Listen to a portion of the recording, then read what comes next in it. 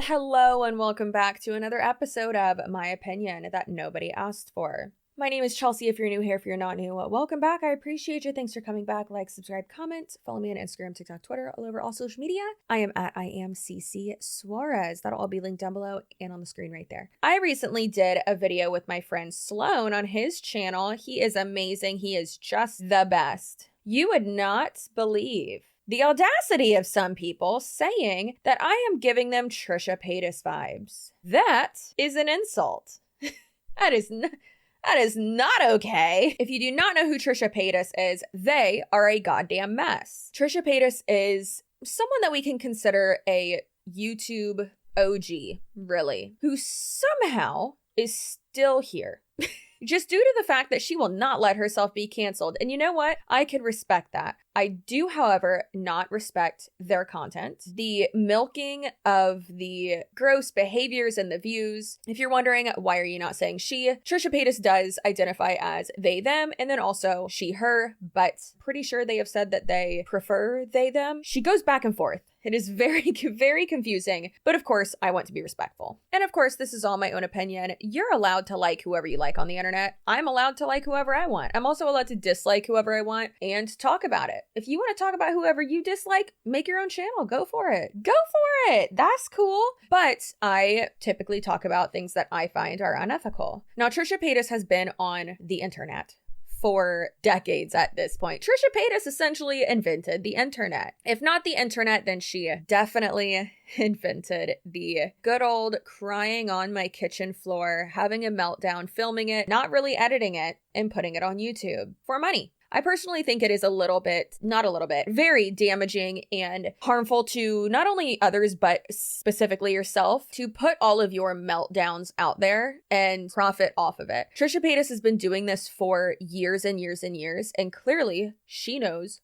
what sells on her channel. I know what sells on my channel, so therefore I do that, right? But it's not detrimental to my mental health. I know that me sneaking into Zoom calls for Monate or other multi-level marketing companies, since that's primarily my content is exposing cults and multi-level marketing companies, I know that that's going to get more views. So I try to do it, once, I'd say like 2 to 3 times a month. With Trisha Paytas, she knows that scandals and drama and all of this craziness is going to get more views and therefore fund her lifestyle and her life. She has said a few times that OnlyFans, and there's nothing wrong with sex work, get your coin. As long as it's, everyone in the room is consenting, go for it. She has said multiple times that OnlyFans is her primary or her largest stream of income, which again, go for it. That is wonderful. But it really does seem like Trisha Paytas has I don't want to call it a talent, but a habit of finding out that something starts to make money and then just milking it until it is dry to the bone. Is that a saying? Probably not. And I even made a TikTok about this and people got upset, but that's because they're dumb. When Trisha Paytas announced that her and her now husband are pregnant, wonderful. That's great that you're pregnant. Although she did say multiple times that she was infertile, so kind of confused on that. But I even said, I'm positive that she's going to milk this and that she's going to profit and monetize not only her pregnancy, but having a baby. Now, there's a fine line between, while you're pregnant or, with your kids, like doing an ad. For instance, there's an ethical way to do it and then a non-ethical way to do it. I'd say most people do it in the non-ethical way. So for instance, people like Nicole Guerrero. She did a few ads or sponsored videos on her channel. It's like Babies Are Us or like Bye Bye Baby, one of those. And she did I believe 1 or 2 videos just pointing out her favorite, onesies, or she did a shopping haul essentially and got it sponsored, right? In my mind, that's okay. Of course, as long as everything is disclosed properly and all that. But turning into a family channel that is going to show everything, especially with your history, and I'm not saying that people can't change. Not saying that people can't change their content. I sure did. From beauty and lifestyle years ago to commentary. You can definitely do that. Go off, do it. I love that for you. However, when it's a family channel and you are going to be showcasing your baby, and realistically, it's not all going to be sunshine and rainbows. We know how that is with Trisha Paytas. There's most likely going to be meltdowns, There's most likely going to be catastrophe. And I really don't think that that's something that a child who cannot give informed consent to that, I don't think that's something they should be a part of. It's one thing to monetize your own meltdown and to monetize your mental health struggles, monetizing your chaos, and then monetizing your child or having your child really be a part of that. And I know there are going to be some people who are like, oh, and she's big on OnlyFans and, now she's a mom and her kids are going to see that. I don't think that's fair to say. I don't think that's fair to say at all, because I know sex workers, I know some dancers, I know escorts who are some of the best parents ever, and who are so attentive to their children and will do anything to provide for their children and keep them safe. So you could argue as well, oh, well, isn't that what Trisha Paytas is doing? No. And listen, I don't think that Trisha Paytas is ugly. Obviously, it's not the point of this video either. And I know there are going to be some gross comments about her in my comment section. I do think that she plays dress up. I love to play dress up. I think she knows what sells, and she's like a chameleon. She can look so different. However, I don't think she makes the best choices for her. And if it was just involving her, again, that would be different, but it's not. Now it's involving a child, or a soon to be a child as well. It's really unfortunate. So if we look at her main channel, she has almost 5 million subscribers. Again, she's been on the platform since it literally started. And you can see that the baby content is getting more views than her other videos. So good God, there's a I fell down the stairs video, but I'm okay. 161,000 views within 13 days. For 5 million subscribers, that's not that good. 156 views. Baby is okay after fall update 12 days ago. Naughty Easter eggs. I'm assuming that was a sponsored video. And that's 37,000 views. Pregnancy cravings. 103 5 days ago. 103 views. Streamed 5 days ago. So I guess that was a live stream. 17 weeks bump update. Then the gender reveal in one day. Got 309,000 views as of me filming this. That is crazy. I think what she's seeing is that this type of pregnancy content people go crazy for. But the thing is, and a lot of creators have said this, people who want to keep their kids off the internet, or at least their faces, and respect their child's privacy. A great example of this is Christy of Raw Beauty Christy. She had, done Get Ready With Me's and, videos about like being pregnant and what it's like and, this type of journey. She gained a lot of views and a bump in a bump, no pun intended. It, helped her maintain it or whatever. And then afterwards, her content isn't all about, being a mom. She's not showing her kid. And therefore, she has even said that she saw, a dip as well. And she's like, you know what? I don't care. If people want to go see babies, then go watch a family channel. She's like, but I'm not a family channel. And she does talk about it still occasionally. She does talk about, postpartum depression and postpartum like diagnoses and things like that. And she's very real and honest, but she's not going to show her kid. She's not going to do like a onesie haul or anything like that, right? Or do like a gender reveal or things like that on her channel, which personally I prefer. What kind of fucking weirdo wants to see this?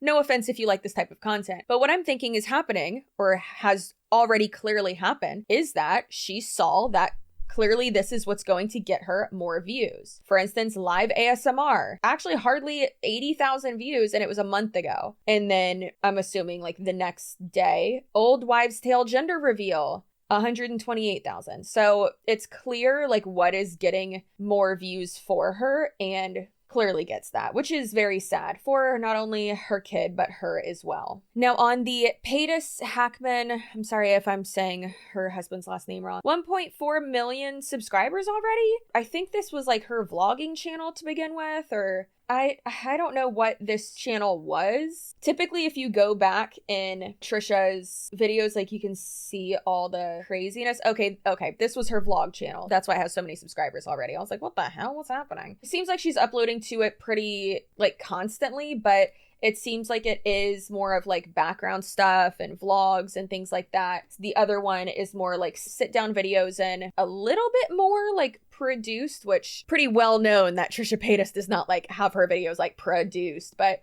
there are some of them that you can actually tell are a little bit better sometimes, a lot more views than she would if she wasn't showing this. So again, it's just a great example of Trisha Paytas monetizing every little thing, and that is not okay. Now, if you don't understand why this is a big deal, let's look at informed consent and what it actually means. So the definition of informed consent: permission granted in the knowledge of possible consequences, typically that which is given by a patient to a doctor for treatment with full knowledge of possible risks or benefits. That's just an example. So I mean, and when a lot of other people mean, when they say children cannot give informed consent, it means that they don't understand the internet. They don't understand the repercussions. They don't understand the consequences of what could happen with you being out there. And this is nothing against Trisha Paytas's audience, but there are already, as I'm about to insult some of them, there are already so many creeps that watch her channel. So I personally do think, and this is again just my opinion, I think that that puts her and the child at risk to being on predator playlists or to be watched by full-on creeps. And that's not okay. That's scary. Protect your child. One good thing that could come of her starting a family channel could be YouTube or lawmakers making it so that family channels and people who have their children on the internet have to abide by the Coogan law in some way. And there's obviously a difference between, children being on set and, working conditions. They have a certain amount of time that they have to be, in school or with a tutor. There is a certain amount of time that they have to have off. They can only be actually in front of the camera and working for a certain amount of time per day. And then also in regards to their parents and the Coogan law, they have to set aside a certain amount of money, and that money has to be handled specifically in a certain manner. But of course, with family vloggers, family channels, that doesn't apply. So it's just a recipe for disaster, I think. I don't think that you should be full on monetizing this aspect of your life, especially when it involves someone else who doesn't know what the hell's going on, meaning your infant. And I'm not saying don't celebrate those parts of your life, don't share it with the world. If you're an influencer, sure, go for it. And hey, maybe monetize it to, put it in a trust fund for your kid. Hell yeah, I would do that. But your child still has a right to privacy, and it's really fucked up if you don't give them that. And I feel like this is just a vicious cycle, or rather has the possibility of becoming a vicious cycle where the kid's gonna see, what is normal and what makes money, and then they're not gonna have the chance of a normal childhood. And you could say all day long, well, Oro, if your mother's Trisha Paytas, you're not going to have a normal childhood. But you definitely could, if she kept you off the internet and set boundaries and explained stuff to you. Wild celebrities where their kids do have a normal life. But it's all about protecting them, setting those boundaries, and keeping them safe. And I don't believe that's what Trisha Paytas is doing or is going to do. So let me know what you think in the comments below. Subscribe, all that if you would like. Be nice. Don't be mean to Trisha Paytas. Don't say that I look like Trisha Paytas. Yes, sometimes I think that she can be pretty. However, I find it insulting if you say that I look like her, because I absolutely don't look like her. I also look like Draco Malfoy's dad in this wig. You can call me Mr. Malfoy. Hope you have a great day, night, weekend, whenever you're watching this, and I will see you in my next video. Bye.